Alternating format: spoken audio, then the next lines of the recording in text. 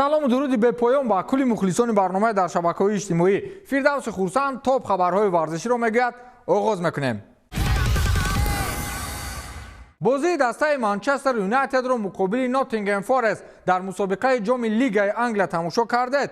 Ягона мураббие ки Маркус Решфордро воқеан дуруст кор фармуда тавонист, ин Тен Ҳаг аст. дар бозии муқобили Ноттингем ӯ бо иҷрои дриблинг ва гузариш аз миёни ду бозингари ҳариф тӯбро вориди дарвоза намуд ки мухлисони девҳои сурхро ба пой хезонд. ҳамлагари мазкур баъди 14 сол аввалин бозингаре дар даста гардид ки дар мусобиқаи мазкур 5 гол ба ҳадаф мерасонад. мавсими 2008-2009 Карлос Тевес дар ҳамин мусобиқа 6 гол зада буд ки барои ин рекордро нав кардан ҳоло Решфорд шонс дорад. дар мавсими мазкур бошад ин футболбоз дар кулли мусобиқаҳо аллакай 18 гол ба самар расонидааст ки аз ӯ танҳо Эрлинг Ҳоланд пеш аст. Маркус Решфорд 9 гол дар Премер-лигаи Англия дорад, 3 гол дар Лигаи Аврупо, 5 гол дар ҷоми Лигаи Англия ва 1 голи дигар дар ҷоми Англия ба ҳадаф расонидааст. аз миёни футболбозани дастаҳои Премер-лигаи Англия танҳо Эрлинг Ҳоланд аз Решфорд дар бисёрголӣ пеш аст ки норвегӣ ҷамъоҷам дар кулли мусобиқаҳо аллакай 31 гол ба ҳадаф расонидааст. ана дастаи Манчестер Юнайтед баъди рафтани Роналду. Пирс Морган ҳамон журналисте ки мусоҳибаи ҷанҷолии охиринро ба Роналду анҷом дод, кору борҳояш чӣ хел бошад?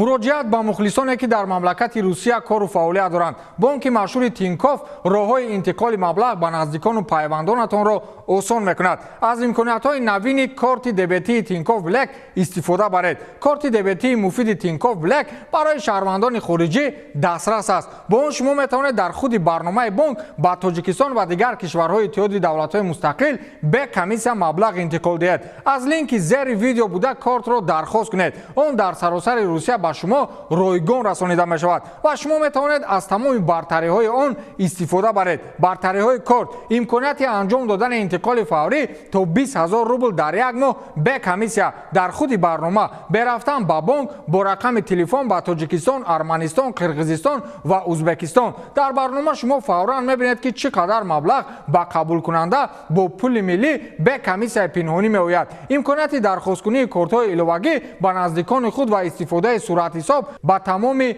оила. телефони маркази тамос аз душанбе то ҷумъа аз соати 9 то соати 21 фаъол аст ва оператор ба шумо ба забони тоҷикӣ ҳарф мезанад. барномаи қулайро бе рафтан ба бонк истифода баред. пардохтҳои коммуналӣ, андозҳо, ҷаримаҳо, борҷҳои давлатиро дар худи барнома бо истифода аз реквизитҳои бонкӣ ё QR-рамз бе комиссия пардохт кунед. пардохти автоматӣ барои алоқаи мобилӣ, интернет ва телевизионро танзим намоед. ҳисоби худро тавассути интиқол аз кортҳои дигар ё пули нақд ройгон пур кунед. шумо инчунин метавонед ба корти мо маош гиред. пули нақдро бе комиссия гиред. то 500 000 рубл дар банкоматҳои Тинкофф ва то 100 000 рубл дар дигар банкоматҳо. агар шумо зиёда аз 3000 рубл пул зиёд бигиред. ба линки дар зери видео гузошта барои корти дебетии Тинкофф Блек дархост монед ва аз ҳама бартариҳои он истифода баред. шумо фақат тавассути ҳамин силкае ки ман дар ҷои описание мондаам даромада дархост гузоред ва ба шумо дар саросари Россия ройгон оварда мерасонанд.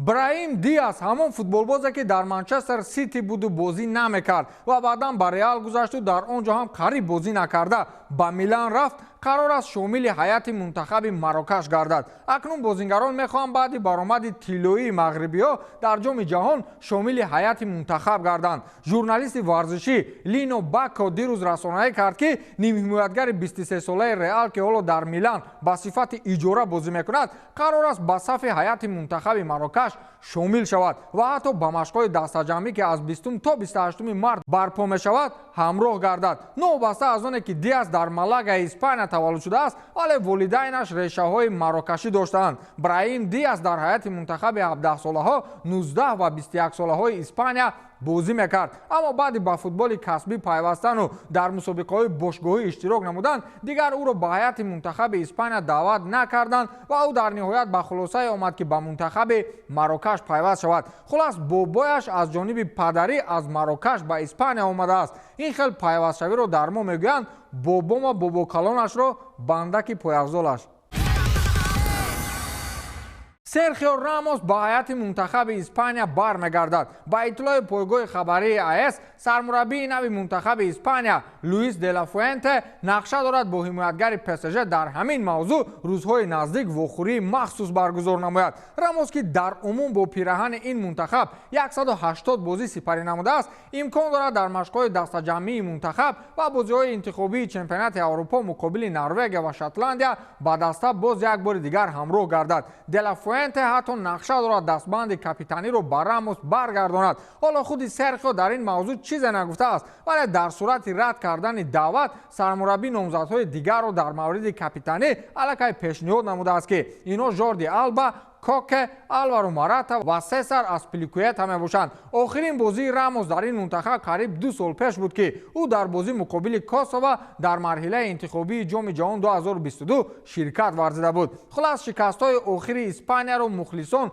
پورا بر سر لوئیس انریکه میزنند و انتقادشان هم بالای همین موضوع است که او راموس و چند بازیگر خوب دیگر رو به هیئت شامل نکرد. سرمربی نو باشد با گفته اشتباه‌های انریکه را برطرف می‌سازد. نمیدانم حاضر مخلصان منتخب اسپانیا رو تبریک کنم یا تسلیت.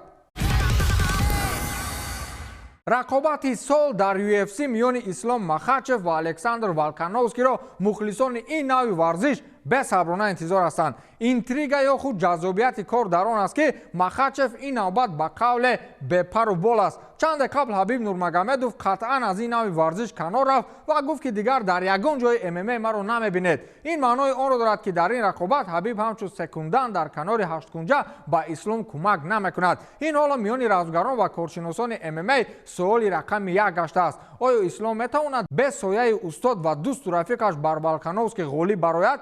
الکساندر راکیچ رازگر رقم 4 رده‌بندی وزن میانه سنگین در این باره اندیشه خود را دارد.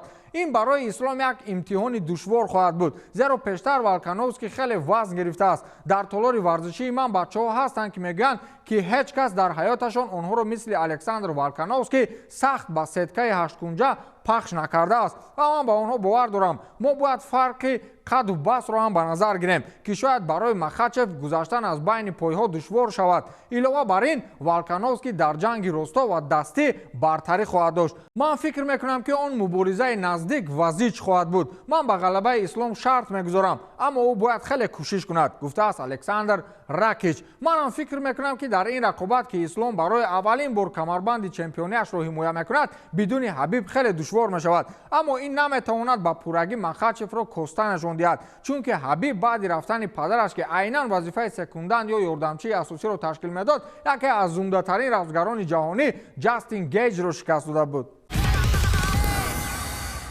کیلیان امباپه حمله‌گر دسته PSG جایزه بهترین فوتبالباز ماه‌های نوامبر و دکامبر را به دست آورد. فوتبالباز 24 ساله در نتیجه مراسم آوازدهی اتفاق فوتبال فرانسه این جایزه را به دست آورد. در ماه‌های نوامبر و دکامبر فوتبالباز مذکور همگی در 3 بازی دسته PSG اشتراک داشت و در این 3 بازی با زدن 2 گل دست یافت. همچنین دستپروران کریستوف گارتیه با کمک امباپه در همین 3 بازی‌ها غلبه به دست آوردند. در عموم در کل همین موسم امباپه در 17 بازی اشتراک کرده‌اش با زدن 13 گل و 2 پاس گلی دست یافته است. دیروز گفتم که امباپه در بازی دور 16 نهایی جام فرانسه اولین پنتاتریک خود را به قید گرفته بود که این در کل کاریرش اولین بار به میان آمد. تا این جانب او بلند فقط خطریک انجام داده بود که چنین خطریک‌ها را هالند یک روز پس انجام می‌دهد.